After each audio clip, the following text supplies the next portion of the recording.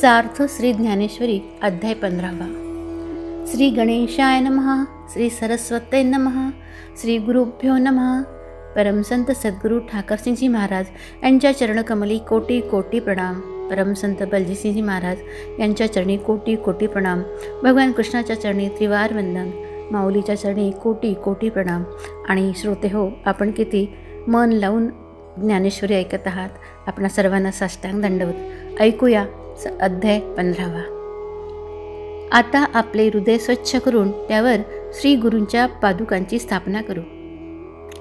नंतर एकनिष्ठपणाच्या ओंजळीत सर्वेंद्रिय रूपी पुष्पांच्या कळ्या घेऊन श्री गुरूस अर्घ्य देऊ.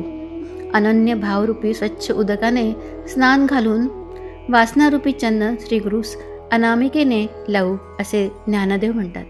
प्रेमरूपी सुवर्णाच्या घागऱ्या करून गुरूंच्या सुकुमार पायात घालू.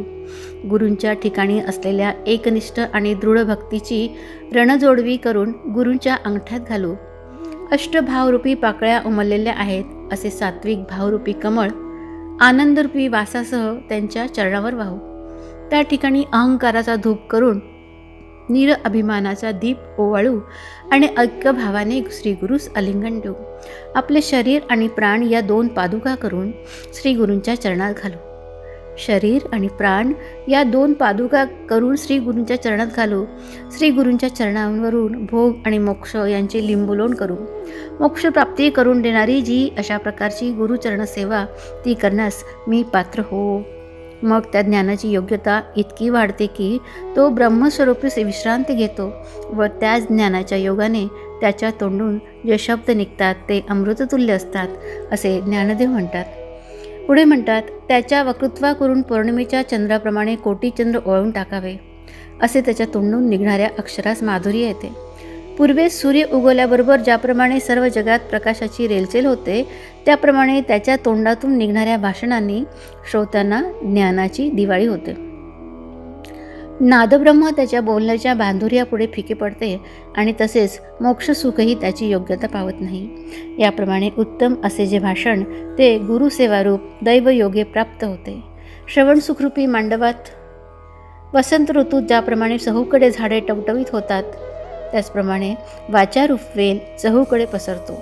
हा काय चमत्कार आहे की ज्या ब्रह्माचा ठाव न लागल्यामुळे वेदांनी आपले तोंड मागे फिरविले ते ब्रह्म त्याच्या वाणीत सहज येते, ज्यांच्यावर गुरुकृपा होते. ज्ञानासही जाणता येत नाही आणि ध्यानासही सापडत नाही असे जे अगोचर ब्रह्म ते त्याच्या सहज बोलण्यात येते. वाचेत सहज ब्रह्म येण्याएवढे हे सौभाग्य एक श्री गुरु पदकमल परागांच्याच प्राप्तीने येते. श्री ज्ञानदेव म्हणतात, पुष्कळ बोलण्यात काय अर्थ आहे. ही योग्यता आज माझ्या वाचून दुसऱ्या कोणत्याही ठिकाणी नाही. याचे कारण असे की मी माझ्या गुरुचे एकुलते एक तान्हे लेकरू असल्यामुळे त्यांच्या कृपेस एकटाच मी पात्र झालो आहे. असे पहा की मेघ हा एक चातक पक्षास पाणी मिळावे म्हणून समुद्राचे पाणी आटून वर नेण्याची आणि पुन्हा पाऊस पाडण्याची खटपट करतो. त्याचप्रमाणे माझ्या हातून सर्व कृत्य घडावे म्हणून श्री गुरूंनी माझ्यावर कृपा केली. म्हणून माझ्या रिकाम्या तोंडातून नुसती बडबड म्हणून जे शब्द बाहेर पडले त्यात गीतेचा अर्थ मी सहज बोलून गेलो. प्रारब्ध अनुकूल असल्यावर वाळू हातात घेतली असता तीच रत्ने होतात आणि आयुष्याची दोरी बळकट असल्यावर मारणाराही लोभ करतो. जर ईश्वराच्या मनात अन्न देऊन जगवायचेच असेल तर अंधनात खडे वैरले असताही त्याचे अमृततुल्य तांदूळ होतात. त्याचप्रमाणे श्री गुरु ज्याचा अंगीकार करतात तो संसारात असूनही त्याला तो संसारच मोक्ष देणारा होतो. पहा की पांडवांचे सर्व प्रकारे उणे असूनही श्रीकृष्णाने त्यांच्या कथेत पुराणाची योग्यता आणून ती सर्व जगास वंद्य अशी करून ठेवली नाही का. त्याचप्रमाणे श्री निवृत्ती महाराजांनी माझ्या ठिकाणचे अज्ञान ज्ञानाच्या योग्यतेस आणून बसविले. परंतु असो, अशा बोलण्याने फक्त प्रेम अधिक वाढते. कारण श्री गुरु महात्म्य वर्णन करण्यास आम्हास ज्ञान कोठे आहे. तेव्हा त्या गुरुच्याच प्रसादाने व तुम्हा संतांच्या पायांच्या दर्शनाने गीतेचा अभिप्राय मी सांगतो. तर येथपर्यंत कथाभाग आला आहे की 14व्या अध्यायाच्या शेवटी मोक्षदाते जे भगवान श्रीकृष्ण त्यांनी असा निर्णय केला की ज्याला ज्ञानप्राप्ती झाली आहे त्यालाच मोक्ष प्राप्त होतो. ज्याप्रमाणे 100 यज्ञ करणाऱ्यास स्वर्गातील संपत्ती म्हणजे इंद्रपद प्राप्त होते, किंवा जो 100 जन्म ब्रह्मकर्मात घालवितो तोच निःसंशय ब्रह्मदेवाचे पद मिळवितो, किंवा सूर्याचे प्रकाशाचा उपयोग एका डोळसासच होतो, त्याचप्रमाणे जो ज्ञानी आहे त्यालाच मोक्षप्राप्तीचे सुख मिळते. तर हे ज्ञान मिळविण्याची कोणाच्या ठिकाणी योग्यता आहे हे पाहू गेले असता जगात एकच पुरुष दृष्टीस पडतो. ज्याप्रमाणे भूमिगत द्रव्य अंजन घातले असता दृष्टीस पडते, परंतु ते अंजन घालण्यास पायाळू मनुष्यच पाहिजे, त्याचप्रमाणे ज्ञानापासून मोक्ष प्राप्त होतो यात शंका नाही. परंतु ते ज्ञान प्राप्त करून घेण्याकरता मनाची शुद्धी करावी लागते. अथवा देवांनी विचार करून असा सिद्धांत करून ठेवला आहे की वैराग्याशिवाय ज्ञानाचा टिकावच लागावायचा नाही. आता वैराग्य आपणच होऊन मनास कसे वर्ते याबद्दलची सर्वज्ञ श्रीहरींनी सिद्धांत केला आहे.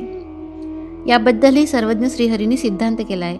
ज्याप्रमाणे एखादा मनुष्य भोजनास बसल्यावर अन्नास विष घातले आहेत असे समजताच पटकन टाकून उठून जातो, त्याचप्रमाणे सर्व संसार अशाश्वत आहे असे ज्यावेळेस समजते त्यावेळेस वैराग्य ढकलून दिले तरी आपल्या पाठीस लागते.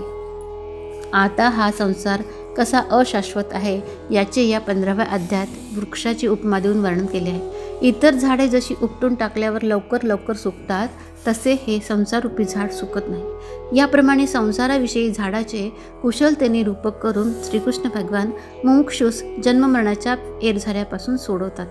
संसार मिथ्या आहे असे समजून आत्मस्वरूपी मीपणाचा अंतर्भाव व्हावा याकरता हा गीतेचा 15वा अध्याय श्रीकृष्णांनी सांगितला.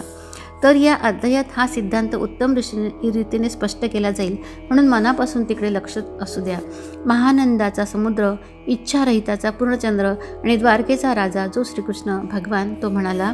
श्री भगवान म्हणाले, ह्या संसाररूप अश्वस्थ वृक्षाची पाळेमुळे वर आहेत आणि शाखा खाली आहेत असे म्हणतात. छंदोबद्ध असे वेद ही ह्या वृक्षाची पाने होत, आणि ज्याला हे सर्व प्रकारे अवगत आहे तो वेदवित म्हणजे वेदवेत्ता ज्ञाता होय. हे बघ अर्जुना, आत्मस्वरूपाच्या घराला येत असता मध्ये जो विश्वाभास प्रतिबंध करतो तो हे जगत नव्हे.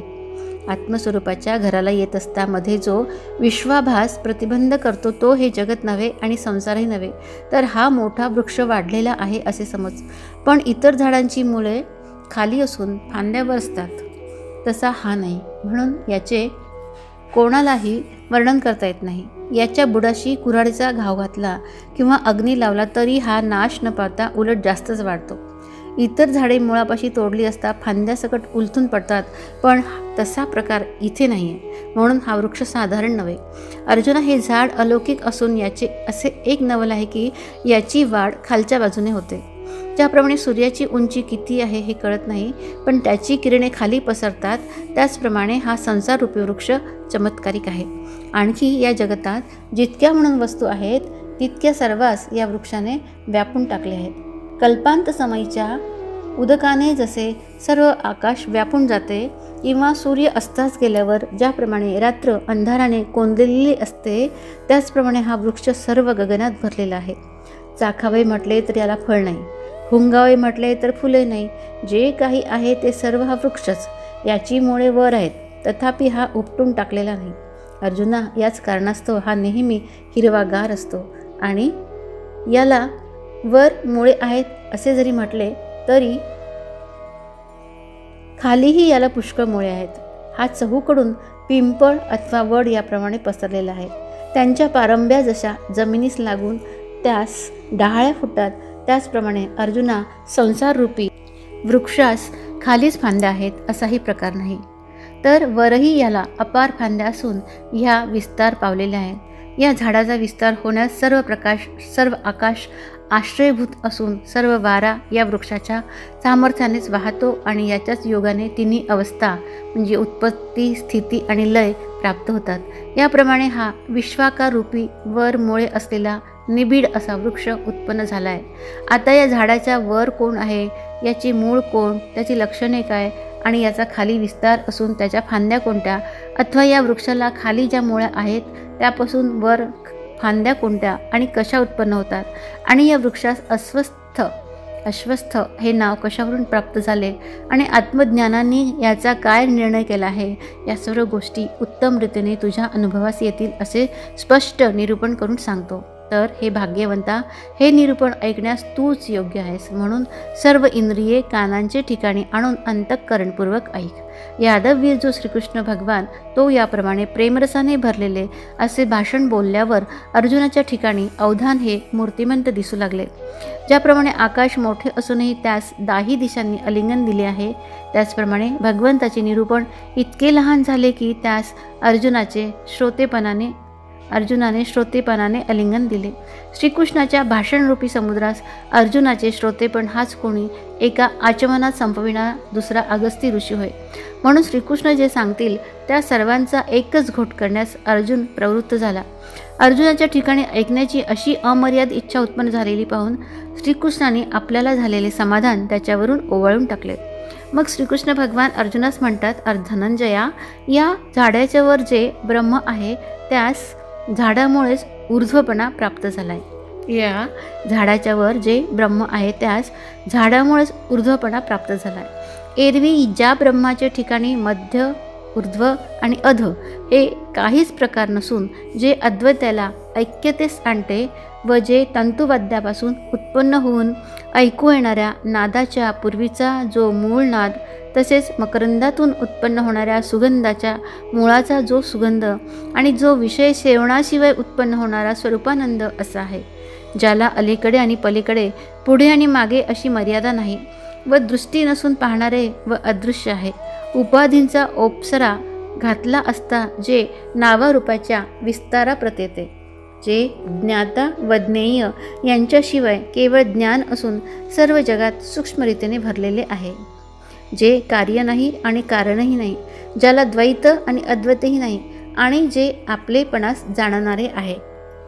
याप्रमाणे जे शुद्ध ब्रह्म ते या संसाररूपी झाडाला वर मूळ असून त्याला जे अंकुर फुटतात ते असे आहेत. या संसाररूपी झाडाला वर मूळ असून त्याला जे अंकुर फुटतात ते असे आहेत. तर या विश्वास माया असे म्हणतात, जी ज्ञानाच्या योगाने भासत नाही व अज्ञानाच्या योगाने भासते. ज्ञानाच्या योगाने भासत नाही आणि अज्ञानाच्या योगाने भासते. किंवा वांजस्त्रीला अमुक संतती झाली असे वर्णन करणे ज्याप्रमाणे मिथ्या होय, त्याचप्रमाणे जी आहे म्हणता येत नाही आणि नाहीही म्हणता येत नाही व जी ज्ञानापुढे टिकत नाही, याप्रमाणे हिचा प्रकार असून हिला अनादी असे म्हणतात. जी नाना तत्वांची पेटी होय, जी जगतरूप अभ्राला आधार होय आणि विश्वाकार रूप वस्त्राची घडी होय, जी संसाररूप वृक्षाची बी, जी प्रपंचाचे चित्र काढण्याची भूमिका आणि जिच्या पुढे ब्रह्मज्ञानाशिवाय इतर ज्ञानाचे तेज भरलेले आहे, ब्रह्मज्ञानाशिवाय इतर ज्ञानाचे तेज भरलेले आहे, अशी ती माया ब्रह्माच्या ठिकाणी आश्रय करून असते. त्या योगाने ब्रह्माचे तेजाने ती प्रगट होते. जागृत मनुष्यास निद्रा आली असता तो जसा जागचे जागी स्तब्ध होतो, किंवा काजळीने दिव्याचे तेज जसे मंद होते, अथवा स्वप्नात एखाद्या मनुष्याजवळ तरुण स्त्री येऊन त्यास जागे करून आलिंगन दिल्याशिवायच तो ज्याप्रमाणे तिला आलिंगन देऊन कामातूर होतो, त्याप्रमाणे धनंजया स्वरूपाच्या आधारावर माया उत्पन्न होऊन त्या स्वरूपाने आपलेपण विसरणे हेच या विश्वरूप तरूचे पहिले मूळ होय. स्वरूपाच्या आधारावर माया उत्पन्न होऊन त्या स्वरूपाने आपलेपण विसरणे हेच या विश्वरूप तरूचे पहिले मूळ होय. ब्रह्माला आत्मस्वरूपाचा विसर पडला म्हणजे ब्रह्माच्या ठिकाणी माया उत्पन्न होते.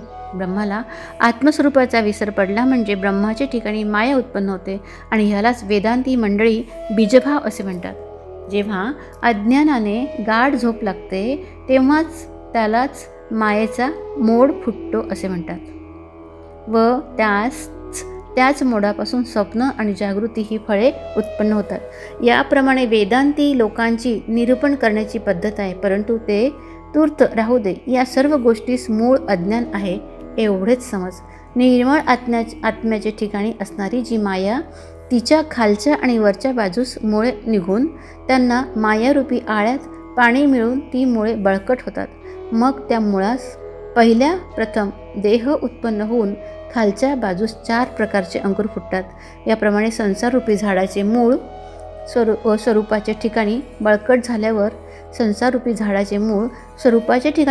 झाल्यावर मग त्याला खाली अंकुराचे झुपके निघतात. त्या अंकुरात ज्ञानरूप वृत्ती अंतःकरणात उत्पन्न होऊन ते प्रथमचे एक नाजूक पान उगवते. नंतर सत्व रज तम इत्यादी जो अहंकार तो एक 3 पानांचा अंकुर खालच्या बाजूस फुटतो. नंतर बुद्धिरूप दुसरी डहाळी फुटून भेदाची वृद्धी होते. त्या योगाने मनरूपी डहाळीस ओलावा मिळून ती टवटवीत होते.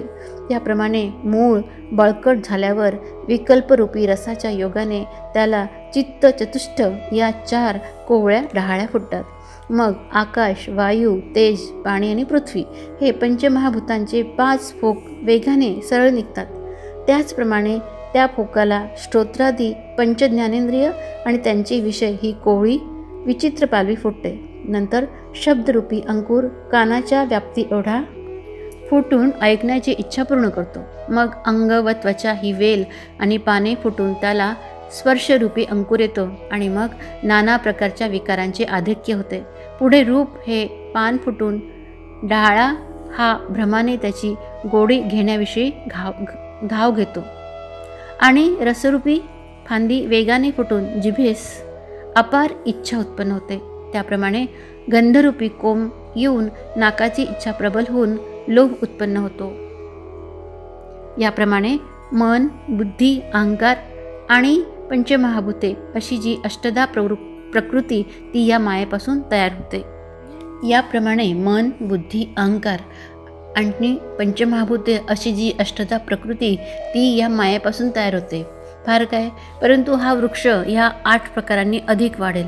पण शिंपीवर भासलेले रूपे जसे शिंपीच्या आकारा एवढेच भासते किंवा समुद्रावर उत्पन्न होणाऱ्या लाटा ज्याप्रमाणे समुद्र एवढ्याच असतात त्याप्रमाणे अज्ञानमूलक जो हा जगद्रूपी वृक्ष तो ब्रह्मच बनते.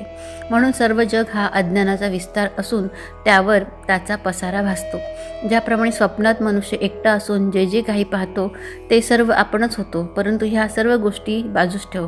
याप्रमाणे हे आश्चर्यकारक झाड वाढते व याला महतत्वादी अंकुर खालच्या बाजूला फुटतात. आणि या झाडाला ज्ञाते लोक अश्वस्थ असे जे म्हणतात त्याबद्दलही तुला सांगतो ते ऐक.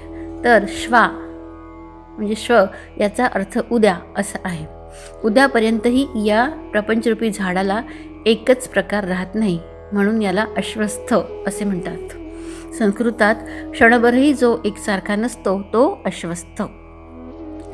ज्याप्रमाणे एका क्षणात मेघाचे नाना तऱ्हेचे रंग बदलतात किंवा वीज निमिष मात्र देखील पूर्णपणे टिकत नाही, कमलाच्या हलणाऱ्या पानावर जसे पाणी ठरत नाही किंवा व्याकुळ झालेल्या माणसाचे मन ज्याप्रमाणे स्थिर नसते, त्याप्रमाणे या संसाररूपी झाडाची स्थिती असून प्रत्येक क्षणास तिचा नाश होतो. म्हणूनच याला अश्वस्थ असे म्हणतात. आणि व्यवहारात अश्वस्थ म्हणजे पिंपळ असे म्हणतात, परंतु श्रीहरीचा या ठिकाणी तसा अभिप्राय नाही. बाकी या झाडास पिंपळ म्हटले असता मी आपले मनात त्याचा खरा अर्थ समजलो होतो, परंतु या व्यावहारिक गोष्टीबद्दल बोलण्याचे आपणास कारणच नाही. म्हणून सध्या हा अलौकिक ग्रंथ ऐका. तर संसाररूपी वृक्ष हा क्षणिक आहे, म्हणूनच याला अश्वस्थ असे म्हणतात. आणखी हा वृक्ष अव्यय म्हणजे नित्य या नावाने प्रसिद्ध आहे, परंतु ह्याचा गर्भित अर्थ असा आहे की ज्याप्रमाणे समुद्राचे पाणी वाफेच्या रूपाने मेघ शोषण करतात व तेच मेघ वर्षाव करून नदीत पडल्यावर त्या नद्या समुद्रात मिळतात. समुद्र आटतही नाही आणि वाढतही नाही, म्हणून पूर परिपूर्ण असा दिसतो. परंतु जोपर्यंत मेघांचे शोषण करणे किंवा नद्यांचे समुद्रास मिळणे या दोहोंपैकी एकास फाटा मिळाला नाही तोपर्यंतच तो पूर्ण होय. त्याप्रमाणे या संसाररूपी झाडाची उत्पत्ती आणि लय ही अतित्वरेने होतात, म्हणून त्यांचा तर्क करिता येत नाही. यास्तव लोक याला अव्यय असे म्हणतात. एरवी दानशील पुरुष हा जरी धर्म करून सर्व पैसा खर्च करून टाकतो तरी तो ज्याप्रमाणे पुढील जन्मी आपल्यास ठेव जोडतो, त्याप्रमाणे हा वृक्ष अतिवेगाने उत्पत्ती, स्थिती आणि लय पावत असल्यामुळे लोकास नित्य असा भास होतो. रथाचे चाक भूमीवर न टेकता अतिवेगाने चालले असता त्याची गती लोकास न दिसल्यामुळे ज्याप्रमाणे ते स्थिर आहे असे भासते, त्याप्रमाणे कालातिक्रमाने ह्या झाडाची जी प्राणीरूप शाखा गळून पडते आणि पुन्हा तीस कोट्यावधी अंकुर फुटतात. परंतु एक फांदी केव्हा गळाली अथवा कोट्यावधी फांद्या केव्हा फुटल्या हे ज्याप्रमाणे आषाढ महिन्यात अभ्रावर अभ्र येत असली म्हणजे कोणती आली व कोणती गेली हे कळत नाही, त्याचप्रमाणे कळत नाही. प्रलयकालच्या शेवटी या संसाररूपी वृक्षाच्या देहरूपी शाखा गळून पडतात आणि पुन्हा जगत उत्पत्तीच्या वेळी नव्या फुटतात. संहारकालच्या प्रचंड वाऱ्याने प्रलयाच्या अंती शरीरे पडतात व त्यांचे कल्पाच्या सुरुवातीस पुन्हा झुपकेच्या झुपके उगवतात. मग एका मन्वंतरापुढे दुसरे मन्वंतर याप्रमाणे सूर्यवंश, चंद्रवंश असा विस्तार होतो आणि ऊस ज्याप्रमाणे पेऱ्यापेऱ्याने वाढत जातो त्याप्रमाणे हे सर्व विश्व वाढते. कलियुगाच्या अंती चारी युगातील शरीरे खाली पडतात. इतक्यात कृतयुग सुरू झाले म्हणजे त्याची पुन्हा उत्पत्ती होऊन ते जास्त वाढते. चालू असलेले वर्ष संपून ते जसे पुढील वर्षास आमंत्रण देते किंवा ज्याप्रमाणे दिवस जातो किंवा येतो हे त्याच्या नित्य येण्याजाण्याने कळत नाही, ज्याप्रमाणे वाऱ्याच्या झुळकांवर झुळका येऊ लागल्या म्हणजे कोणती झुळूक संपली आणि कोणती आली हे समजत नाही, त्याप्रमाणे किती शरीरे उत्पन्न होतात आणि लय पावतात हे समजतच नाही. एक डिरी फुटून पडली न पडली तोच दुसऱ्या शेकडो डिऱ्या फुटतात. त्या योगाने हा भवरूपी वृक्ष नित्य आहे असा भासतो. नदीचे वाहते पाणी वेगाने चालले म्हणजे त्याला ज्याप्रमाणे मागून येणारे पाणी वरचेवर मिळून वाहते, त्याचप्रमाणे हे जग नाशवंत असून त्याला स्थिर असे म्हणतात, असे समजतात. किंवा डोळ्याचे पाते लवले न लवते इतक्या अवकाशात कोट्यावधी प्राण्यांची घडामोड होते. परंतु समुद्रावर ज्या लाटांवर लाटा येतात त्या नित्य भासतात, त्याचप्रमाणे अज्ञानाला संसार नित्य भासतो. कावळा आपले एक बुबुळ एका क्षणात दोन्ही डोळ्यात फिरवतो आणि त्या योगाने त्याला एक डोळा असताही दोन आहेत असे लोकांस भासते. त्याचप्रमाणे जग अनित्य असून नित्य आहे असा भ्रम होतो. किंवा भोवरा अतिवेगाने फिरू लागला म्हणजे फिरत असूनही स्थिर आहे असा भास होतो. त्याचप्रमाणे या जगाचा प्रकार आहे. हे पुष्कळ दाखले राहू दे, परंतु एखादा मनुष्य हातात कोलती घेऊन अतिवेगाने आपले भोवती फिरू लागला म्हणजे ती ज्याप्रमाणे मोठ्या चक्राच्या आकाराची दिसते, त्याचप्रमाणे हा संसाररूपी वृक्ष नेहमी नाश पावतो आणि उत्पन्न होतो. हे न समजल्यामुळे लोक वेडेपणाने यास नित्य मानतात. परंतु या संसाररूपी वृक्षाचा वेग जाणून हा क्षणिक आहे व हा एका निमिषात कोट्यावधी वेळा उत्पन्न होतो आणि लय पावतो असे जो समजतो आणि ह्याला अज्ञाना वाचून दुसरे कारण नाही व याचे अस्तित्व खोटे आहे, याप्रमाणे जो या संसाररूपी वृक्षास पूर्णपणे जाणतो तोच मनुष्य अर्जुना सर्वज्ञ आहे व वेदातील सिद्धांत जाणणाराही आहे असे मी म्हणतो आणि तोच मला वंद्यसुद्धा आहे. योगापासून मिळणारे फळही त्यालाच मिळते. फार काय सांगावे, त्याच्याच योगाने ज्ञानालाही जीवन मिळते. हे पुष्कळ बोलणे असो. अशा प्रकारे हा संसाररूपी वृक्ष अनित्य आहे असे ज्याने जाणले त्याने कोणाच्यानेही वर्णन करणार नाही, त्याचे कोणाच्यानेही वर्णन करवणार नाही. त्या वृक्षाच्या फांद्या सत्वादी गुणांनी वाढलेल्या आणि शब्दादी विषयांच्या पालवीने युक्त अशा असून वर म्हणजे सत्यलोकापर्यंत आणि खाली म्हणजे पाताळ लोकापर्यंत पसरलेल्या आहेत आणि खाली मनुष्य लोकात ह्या वृक्षाची कर्मसंबंधी फळे एकात एक गुंतून राहिली आहेत. मग या प्रपंचरूपी वृक्षास खाली शाखा येऊन त्या जमिनीत गेल्यावर पुन्हा त्यांना शाखा उत्पन्न होऊन वरही सरळ शाखा उत्पन्न होतात व ज्या डहाळ्या खाली येतात त्यांनाही मूळ फुटून खालच्या बाजूस वेल वाढून पाणी येतात. याप्रमाणे जे आम्ही आरंभी म्हटले आहे तेच अधिक स्पष्ट करून सांगतो. एक तर मूळ अज्ञान असून त्याच्यापासून अष्टधा प्रकृती उत्पन्न होऊन ज्ञानरूप मोठाली वने उत्पन्न होतात. पण आधी या झाडाच्या बुडापासून श्वेतज, जारज, उद्विज आणि अंडज अशा 4 मोठ्याल्या फांद्या फुटतात. यापैकी एक एक फांदी बळावली म्हणजे त्यांच्या 84 लक्ष योनिरूप फांद्या होतात आणि त्या फांद्याच जीवरूपी फाटे फुटतात. या सरळ फांद्यांपासून ज्या डहाळ्या आडव्या फुटतात त्या निरनिराळ्या जाती होत मग स्त्री पुरुष नपुसंक असे व्यक्तींचे भेद उत्पन्न होऊन त्या विषयांच्या भाराने एकमेकांवर आदळतात. ज्याप्रमाणे वर्षाकाली आकाशात मेघ उत्पन्न होतात, त्याचप्रमाणे अज्ञानामुळे पुष्कळ जातीची शरीरे उत्पन्न होतात. मग गुणरूपी वारे सुटल्यावर फांद्या आपल्या भाराने लवून एकमेकात गुंततात. ते गुण आत वाढल्यामुळे त्या ऊर्ध्वमुळाच्या वृक्षास अधस म्हणजे खाली, मध्य व ऊर्ध्व असे 3 भेद होऊन फाटे फुटतात. याप्रमाणे रजोगुणाची झुळूक सुटून ती जोराने वाहू लागल्यावर मनुष्य जातीरूपी शाखा थोरावते. त्या शाखेला वर किंवा खाली शाखा न फुटता मध्येच मृत्यूलोकी 4 वर्णाच्या 4 फांद्या दाटीने फुटतात.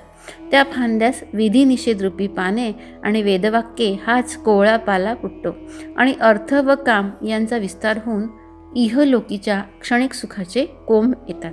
नंतर प्रवृत्ती मार्ग वाढावा या हेतूने शुभाशुभ कर्माचे किती फाटे फुटतात ते समजत नाही. त्याचप्रमाणे भोगांचा क्षय झाला म्हणजे मागले देह शुष्क होऊन खाली पडतात. ते दुसरीकडे नव्या देहांचे फाटे फुटतात आणि पंचविषयांच्या साह्याने इच्छा उत्पन्न होऊन विषयरूपी नवी नवी पाने नित्य घेतात. याप्रमाणे रजोगुणाचा मोठा वारा सुटल्यावर मनुष्यरूपी शाखांचे समुदाय ज्या ठिकाणी वाढतात त्याला मनुष्यलोक असे म्हणतात. त्याचप्रमाणे हा रजोगुणरूपी वारा क्षणभर थांबल्यावर तमोगुणरूपी वारा मोठ्या सपाटाने वाहू लागतो. मग याच मनुष्यरूपी शाखांना वाईट वासना उत्पन्न होऊन कुकर्माच्या डहाळ्या खाली फुटू लागतात. अप्रवृत्तीचे म्हणजे वाईट मार्गाची बळकट सरळ सोट निघून त्यास प्रमादरूपी पाने आणि डहाळ्या फुटतात. ऋग्वेद, यजुर्वेद, सामवेद यांच्या ऋचात जे नियम अथवा निषेध सांगितले त्यांचा अग्रभागी पाला फुटतो. अथर्व वेदात जे जारण मारण सांगितले आहे व ज्यात परपीडा ही मुख्य धरली आहे अशा 3 पानांचा वासनारूपी वेल पसरतो. नंतर वाईट कर्मांची मुळे मोठी होऊन त्यांना जन्मरूपी शाखा पुष्कळ फुटतात. त्या वाईट कर्माला भुलून गेल्याने त्याला चांडाळादी नीच योनीचा फाटा फुटून कर्मभ्रष्टाचे जातीत जन्मावे लागते. पशु, पक्षी, डुक्कर, वाघ, विंचू, सर्प याप्रमाणे आडव्या फांद्या पुष्कळ फुटतात. अर्जुना, याप्रमाणे त्या वृक्षाच्या सर्वांगावर नित्य नव्या फांद्या फुटून त्यांना नरकभोगाची प्राप्ती होते आणि हिंसा विषय पुढे करून वाईट संगतीच्या योगाने अनेक जन्म घ्यावे लागतात. याप्रमाणे झाडे, गवत, लोखंड, माती, दगड या फांद्यांनाही तसलीच फळे येतात. अर्जुना, मनुष्यापासून स्थावरापर्यंत सगळ्या शाखांची वाढ खालीच आहे. म्हणून मनुष्यरूपी फांदीच खाली जाणाऱ्या फांद्यांचे मूळ असून इसपासून हा संसार वृक्ष वाढतो. एरवी पार्था, वर जाणाऱ्या फांदीचे मूळ पाहू गेले असता वर आणि खाली यांच्यामध्ये जी फांदी आहे तेच ते मनुष्यजन्म होय. परंतु तमोगुण आणि सत्वगुण यांच्या दुष्कर्म आणि सत्कर्म यांनी भरलेल्या शाखा या मधल्या शाखेपासून खाली आणि वर जातात. अर्जुना, वेदत्रयरूपी पाने दुसऱ्या कोणाला लागू नसून मनुष्य योनीलाच लागू आहे. म्हणून मनुष्यरूप फांदी ही जरी वरच्या मुळापासून खाली वाढली आहे तरी कर्मवृद्धिरूप शाखा हिच्यापासूनच उत्पन्न होते आणि दुसऱ्या झाडाची तरी हीच तऱ्हा आहे की फांद्या वाढल्या म्हणजे मूळ दृढ होते आणि मूळ बळकट झाले म्हणजे फांद्यांचा विस्तार होतो. त्याचप्रमाणे या शरीराची गोष्ट होय. म्हणजे शरीर आहे तोपर्यंत कर्म केले पाहिजे आणि कर्म जोपर्यंत चालले आहे तोपर्यंत शरीर नाही असे म्हणता येत नाही. म्हणून मनुष्य देह हा अन्य कर्मरूपी फांद्यांचे मूळ होय, यात संशय नाही असे त्या जगज्जनक श्रीकृष्णाने सांगितले. मग म्हणतात, नंतर तमोगुणाचे वादळ स्थिर झाल्यावर सत्वगुणांचे वादळ जोराने सुटते. तेव्हा याच मनुष्याकार रूपी मुळास सद्वासनारूपी अंकुर फुटून त्याला सुकृतरूपी कोंबे येतात. मग ज्ञानाच्या योगाने जाणतेपणाच्या तीक्ष्ण अशा जोराने एका क्षणात बुद्धीला डिऱ्या फुटतात. नंतर बुद्धिरूपी फोक विस्तारून स्फूर्तीचे फाटे फुटतात. त्या योगाने बुद्धीस विचार सुचतो. त्या ठिकाणी मेधारसाने भरलेली अशी निष्ठारूपी पाने सुशोभित दिसून सत्ववृत्तीचे कोंब सरळ निघतात. सदाचाररूपी पुष्कळ अंकुर सहज निघून त्या योगाने चहूकडे वेदघोष चालतो. शिष्टाचार, वेदोक्त आचरण आणि नाना प्रकारची यज्ञ यागादी कर्मे अशी पानांवर पाने फुटतात. याप्रमाणे यम दम रूपी घोस आणि तपांच्या ढाळ्या फुटतात आणि वैराग्यरूपी कोवळ्या शाखा पुष्कळ फुटतात. विशिष्ट व्रतांचे फोक आणि धीराच्या तीक्ष्ण अनकुच्या फुटून वेगाने वर जातात. मध्यंतरी वेदरूपी दाट पाने फुटून त्या योगाने सत्रूपी प्रचंड वारा वाहत आहे तोपर्यंत सुविद्येचा चहूकडे प्रसार होतो. मग धर्मरूपी एक सरळ शाखा निघते आणि तिला स्वर्गाधिक फळांची आडफांदी फुटते. दुसरी उपरितिरूप लाल शाखा फुटून तिला मोक्षरूपी नित्य नवी पालवी फुटतच आहे. पुढे रवी, चंद्र इत्यादी गृह व पितर, ऋषी, विद्याधर एतद्रूपी आडव्या फांद्या फुटतात. या शाखांपेक्षाही उंच अशा दुसऱ्या शाखा फुटून त्यांना इंद्रादी लोकरूपी फळे पुष्कळ येतात. मग त्या फांद्यांवर तप व ज्ञान यात श्रेष्ठ अशा मरीची, कश्यप इत्यादी रूप दुसऱ्या उंच शाखा येतात.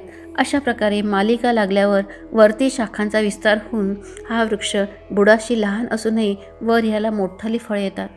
त्यावरही आणखी ज्या दुसऱ्या फांद्या येतात त्यांना अर्जुना, ब्रह्मदेव आणि शिव यापर्यंत वर शाखा फुटतात. फळांच्या भाराने वरच्या फांद्या खाली लावून मुळाशी टाकतात. इतर झाडांचीही अशी स्थिती आहे की फांद्यांना पुष्कळ फळे आली म्हणजे त्या वाकून बुडाला लागतात. त्याचप्रमाणे अर्जुना हा संसाररूपी वृक्ष ज्या ठिकाणाहून उत्पन्न होतो त्याच मुळाशी ज्ञानाचे वाढीने पुन्हा लावतो. म्हणून ब्रह्मा आणि शिव यांच्या पलीकडे जीवाची वाढ नसून तेथून पुढे वरती ब्रह्मच लागते. परंतु हे असू दे, या ब्रह्मादिक फांद्या संसाररूप वृक्षाची योग्यता पावतच नाही.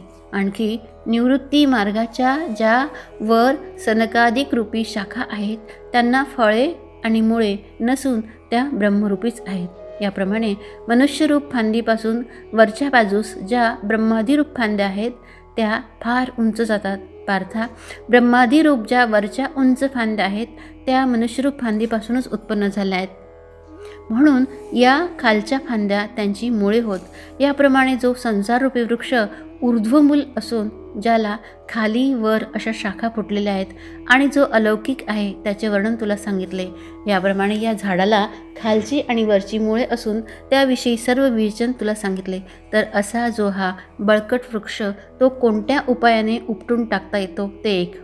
या अश्वस्थ वृक्षाचे हे जे वर्णन केले आहे तसे त्याचे खरे रूप अनुभवास येत नाही आणि त्याचा अंत, आदी, स्थिती हीही नाही. अशा या बळकट मुळाच्या वृक्षाचा दृढ वैराग्यरूप शास्त्राने छेद करून, परंतु अर्जुना, तुझ्या मनात अशी शंका येईल की याप्रमाणे हा एवढा प्रचंड वाढलेला जो संसाररूपी वृक्ष त्याला उपटून टाकेल असे काय साधन आहे? कारण ज्याच्या वरच्या बाजूच्या शाखांची वाढ ब्रह्मलोकापर्यंत असून ज्याचे मूळ निराकार रूपी ब्रह्मात वर आहे त्या वृक्षांच्या खाली येणाऱ्या फांद्या स्थावर जंगमाच्या तळ्यात शिरलेल्या असून त्याच्या मध्यभागात मृत्यूलोक भरलेला आहे. याप्रमाणे हा वृक्ष अति बळकट व अफाट असून त्याचा नाश कोणाच्याने करवेल अशी हळवी भावना कदाचित तू आपल्या मनात धरशील हो. तर हे बघ, हा वृक्ष उपटून टाकण्यास श्रम ते कसले आहेत. लहान मुलाला जो बागुलबुवा दाखवितात तो हाकून देण्यास त्याला कोठे दुसऱ्या गावास का घालवावा लागतो? आकाशात दिसणारे किल्ले काय पाडावे लागतात? तसेच ससाच्या शिंगास काय मोडावे लागते? आकाशात जर पुष्प येईल तरच ते तोडता येईल. त्याचप्रमाणे अर्जुना, हा तुला सांगितलेला संसार रूपी वृक्ष खरा नाही. मग तो उपटून टाकण्यास कसली भीती आली आहे? आम्ही या झाडाची मुळे आणि डहाळ्या याविषयी जो प्रकार सांगितला तो वांझेच्या घरात पुष्कळ मुले लेकरे आहेत असे सांगण्यापैकीच होय. स्वप्नात जी आपण भाषणे करतो त्यांचा जागे झाल्यावर आपल्यास काही उपयोग होतो का? याप्रमाणे जो ज्ञानी आहे त्याला या संसाररूपी वृक्षाची गोष्ट व्यर्थच होय. परंतु ज्याप्रमाणे आम्ही या झाडाचे वर्णन केले त्याचप्रमाणे जर याची मुळे भक्कम असून हा खरोखर विस्तार पावलेला असता तर कोणाची माय व्याली होती की त्याला उपटून टाकील? हे पहा, फुंकर घातल्याने आकाश दूर होईल काय? म्हणून हे धनंजया, ज्याप्रमाणे कासवीच्या तुपाची राजास मेजवानी करणे असंभवनीय आहे त्याचप्रमाणे आम्ही जे या संसाररूपी वृक्षाच्या स्वरूपाचे वर्णन केले ती सर्व माया होय. बाबा रे, मृगजळचे तलाव दुरून दृष्टीने पाहण्यासच योग्य आहेत. बाकी त्यांच्या पानावर साळी केळी करशील काय? अगोदर अज्ञान हे मिथ्या आहे, मग त्यापासून होणारे कार्य काय किमतीचे असणार. म्हणून संसाररूपी वृक्ष हा सर्व खोटा आहे आणि या वृक्षाला अंतच नाही असे म्हणणे हेही एका प्रकाराने खरे आहे. तर जोपर्यंत मनुष्य जागा झाला नाही तोपर्यंत निद्रेला शेवट आहे का? किंवा रात्र सरली नाही तोपर्यंत पहाट होते काय? त्याचप्रमाणे हे पार्था, जोपर्यंत ज्ञान उत्पन्न झाले नाही तोपर्यंत या संसाररूपी अश्वस्थास अंत नाही. जोपर्यंत वारा वाहताना राहिला नाही तोपर्यंत समुद्रावरील लाटांना शेवट नाही असे म्हणावे लागते. म्हणून ज्यावेळेस सूर्य अस्ताला जातो त्यावेळेस मृगजळाचा भास नाहीसा होतो किंवा दिव्याचा प्रकाश दिवा मालवल्यावर नाहीसा होतो. त्याचप्रमाणे या संसाररूपी वृक्षाचे मूळ जे अज्ञान ते ज्ञानाचा उदय झाल्याशिवाय नाहीसे होत नाही. त्याचप्रमाणे हा अनादी आहे असे लोक म्हणतात, तर खरोखर पाहू गेले असता हा त्याच्यावर आळ आलेला नसून ही गोष्ट त्याच्या लक्षणास अनुसरूनच आहे. कारण संसार वृक्षाचे ठिकाणी तर खरेपणा नाही, मग तो मुळात नाही. जो मुळात नाही त्याला आरंभ कसला आणि व आरंभ करणार कोण? जो खरोखर एखाद्या ठिकाणाहून उत्पन्न होतो त्याला आदी आहे असे म्हणणे शोभते. पण जो वस्तुता नाहीच त्याला आदी कुठून म्हणणार? आदी कुठून असणार? म्हणून ज्याला जन्म नाही त्याची आई कोण म्हणून म्हणावी? यास्तव हा वृक्ष अस्तित्वाशिवाय आहे म्हणून याला अनादी म्हटले आहे इतकेच. वांजेच्या मुलाची जन्मपत्रिका कोठून असणार? त्याचप्रमाणे आकाशाचा रंग निळा आहे अशी कल्पना कशी करता येईल? अर्जुना, आकाशाच्या पुष्पाचा देठ कोणास तोडता येईल काय? म्हणून ज्या संसाररूपी वृक्षास अस्तित्वच नाही त्याला मूलारंभ कुठून असणार? ज्याप्रमाणे मातीचा घट तयार केल्याशिवाय त्याला अस्तित्व येत नाही त्याचप्रमाणे हा संसाररूपी वृक्ष मुळासह अनादी आहे असे जाण. अर्जुना, याप्रमाणे या वृक्षास आदी आणि अंत नाही व याची दोहोंमधील स्थिती जी भासते तीही व्यर्थ होय. गोदावरी ज्याप्रमाणे ब्रह्मगिरी पर्वतावरून निघून पूर्व समुद्रात जाऊन मिळते त्याचप्रमाणे मृगजलाचे नदीला उत्पत्ती खरी नाही व अंतही खरा नाही. तथापि ते मृगजळ जसे मध्यंतरी व्यर्थ भासते तसा यास आदी नाही व पाहू गेले असता हा कोठे दिसतही नाही. मग काय नवल आहे पहा की हा नसूनही याचा भास होतो. इंद्रधनुष्य ज्याप्रमाणे नाना प्रकारच्या रंगांनी भरलेले दिसते त्याचप्रमाणे हा संसाररूपी वृक्ष अज्ञानात सुंदर असा दिसतो. याप्रमाणे हा खरा आहे असे घेऊन चालल्यावर अज्ञानाच्या डोळ्यास भूल पाडतो.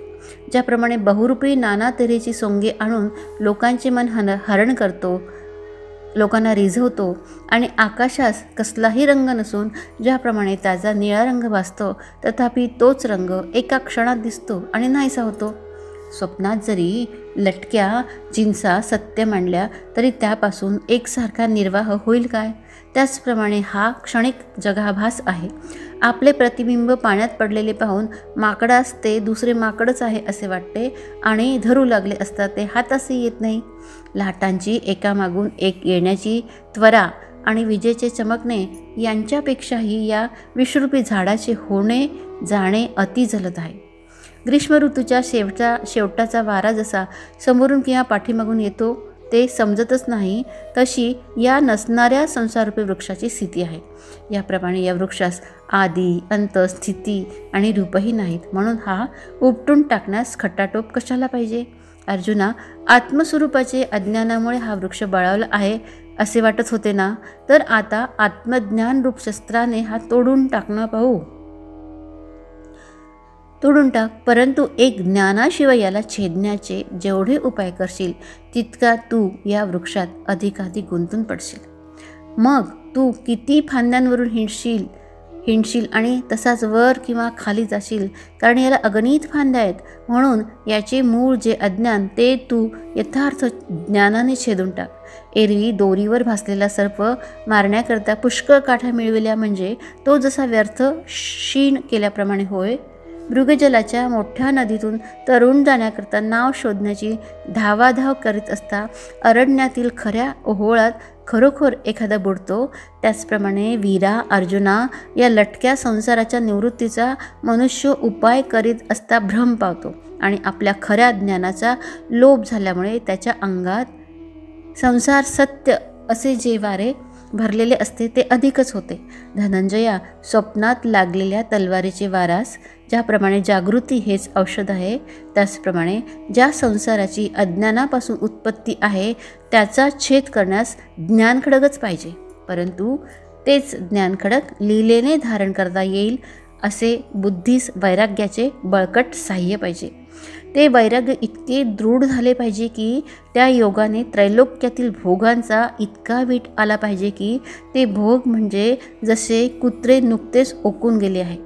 अर्जुना, पदार्थ मात्राबद्दल जेव्हा इतका वीट येतो तेव्हाच वैराग्य प्राप्त झाले आहे असे म्हणावे. मग देहाची अहंता हे म्यान त्या वैराग्यरूप खडगावरून एकदम काढून ते विचारवंत बुद्धिरूपी हातात घ्यावे. मग ते खडक विवेकरूप सहाणेवर पाजवून अहम ब्रह्म या बोधाची तीक्ष्ण धार लावावी आणि त्यास अद्वैतरूपी पाणी द्यावे. इतके झाल्यावर निश्चयरूपी मूठ हातात घेऊन व मनन करून ते खडक एक वेळ अजमावून पाहावे. नंतर ज्ञानखडगाचे व आपले निदिध्यासाने ऐक्य झाल्यावर आपल्या पुढे घाव मारण्यास ते झाड टिकणार नाही. ते ज्ञानरूप आत्मज्ञानरूप शस्त्र अद्वैत प्रभेच्या तेजाने भवरूपी वृक्षास कोठेही उरू देणार नाही. शरद ऋतूच्या सुरुवातीचा वारा ज्याप्रमाणे आकाशातील सर्व केर नाहीसा करतो, अथवा सूर्योदय झाल्यावर जसे अंधार नाहीसा होतो किंवा जागे होण्याबरोबर स्वप्नातील गोष्ट नाश पावतात, त्याचप्रमाणे आत्मज्ञानरूपी धारेच्या तिखटपणामुळे संसाररूप तरूचा नाश होतो. त्यावेळेस ज्याप्रमाणे चांदणे पडल्यावर मृगजल दिसत नाही, त्याचप्रमाणे संसाररूपी वृक्षाची वरची आणि खालची मुळे अथवा खाली वाढलेला सर्व विस्तार ही सुद्धा नाहीशी होतात. त्याचप्रमाणे हे विरोत्तमा अर्जुना, आत्मज्ञानरूपी खडगाने हा संसाररूपी अश्वस्थ वृक्ष खालच्या वरच्या मुळासुद्धा तू छेदून टाक. नंतर ज्या पदाला प्राप्त झालेले लोक पुन्हा मागे येत नाही ते पद शोधून काढावे. कसे तर ज्याच्यापासून अनादी प्रवृत्ती चालत आली आहे त्याच आद्य पुरुषाला मी शरण आहे अशा भावनेने त्या पदाचा शोध लावावा. मग ही अमुक वस्तू हा भास जेथे राहत नाही आणि अहंतेचा लोप होतो असे जे आत्मस्वरूप ते पाहावे. परंतु मूर्ख लोक आरशाच्या आधाराने आपले एकच रूप दुसरे पाहतात. त्याप्रमाणे तू करू नको हो. अर्जुना, आपले स्वरूप पाहण्याची रीत अशी आहे की एखादा झरा उकरला असता पाणी आहे असे प्रत्ययास येते, परंतु तोच बुजवला तरी त्यात मूळ पाणी आहेच. किंवा पाणी आटल्यावर जसे त्यातील प्रतिबिंब मुख्य बिंबाशी ऐक्य पावते, अथवा घट फुटल्यावर घटातील आकाश महद आकाशास मिळते, किंवा लाकडे नाहीशी झाल्यावर त्यातील अग्नी जसा स्वस्वरूपी लय पावतो, तसे अर्जुना आपले स्वरूप हे आपल्या स्वरूपात पाहावे लागते. जसे जिव्हेने आपली स्वतःची चव पाहणे किंवा डोळ्यांनी आपले बुबुळ पाहणे, तसे आपले स्वरूप आपण पाहणे हे होय. किंवा प्रभा जशी प्रभेस मिळते, आकाश आकाशावरच असते, अथवा पाणी ज्याप्रमाणे पाण्यातच असते, त्याप्रमाणे अद्वैत दृष्टीने आपले स्वरूप आपण पाहण्याची रीत आहे हे तुला निश्चयपूर्वक सांगतो.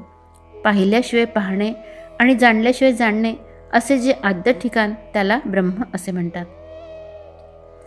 पाहिल्याशिवाय पाहणे आणि जाणल्याशिवाय जाणणे असे जे आद्य ठिकाण त्याला ब्रह्म असे म्हणतात. त्या ब्रह्मालाही उपाधीच्या योगाने अस्तित्व आणून त्याचे श्रुती वर्णन करतात. मग त्याला नावरूप आहे अशी व्यर्थ बडबड करतात.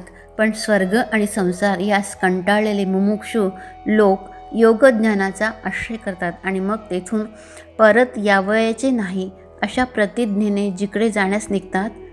मग संसाराच्या पुढे पाय ठेवून वैराग्याची पैज मारून धावतात आणि कर्ममार्गाच्या आचरणाने प्राप्त होणारा ब्रह्मलोक तोही ओलांडून पुढे जातात. मग आपले अहंतादी सर्व भाव जिंकून ते ज्ञानी निजपदास जाण्याकरता अजिंक्यपत्र घेतात.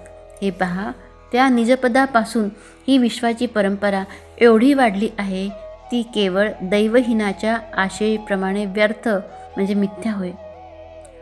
आत्मस्वरूप न जाणल्यामुळे जो हा संसार भासतो, तो ज्या मुमुक्षेने अहंता सोडून नाहीसा केला, पार्था, अशी जी वस्तू ती ज्याप्रमाणे थंडीस काकडविते, त्याचप्रमाणे आपली आपण पाहिली पाहिजे.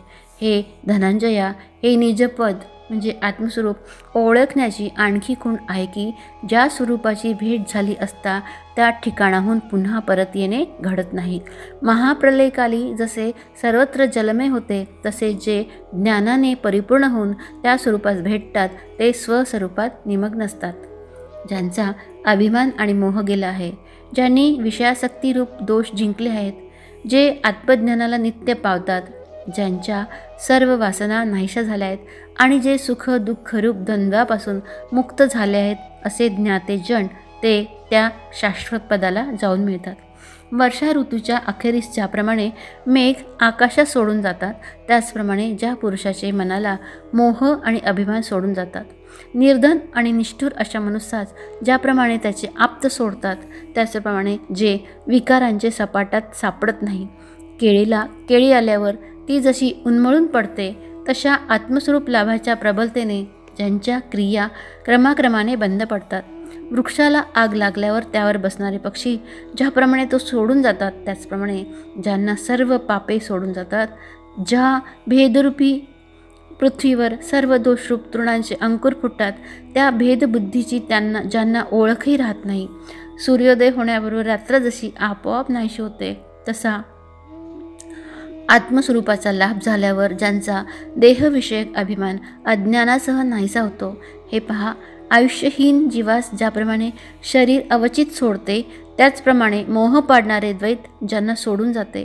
परिसाला जसे लोखंड दुर्मिळ आहे किंवा सूर्याची व अंधकाराची ज्याप्रमाणे गाठ पडत नाही, त्याचप्रमाणे द्वैतबुद्धीचा ज्याच्यापाशी सदोदित तोटा असतो. अरे, या देहाचा अभिमान धरल्यावर सुख दुःख कार रूपी जे द्वंद्व दृष्टीस पडते, ते ज्यांच्या पुढे येत नाही.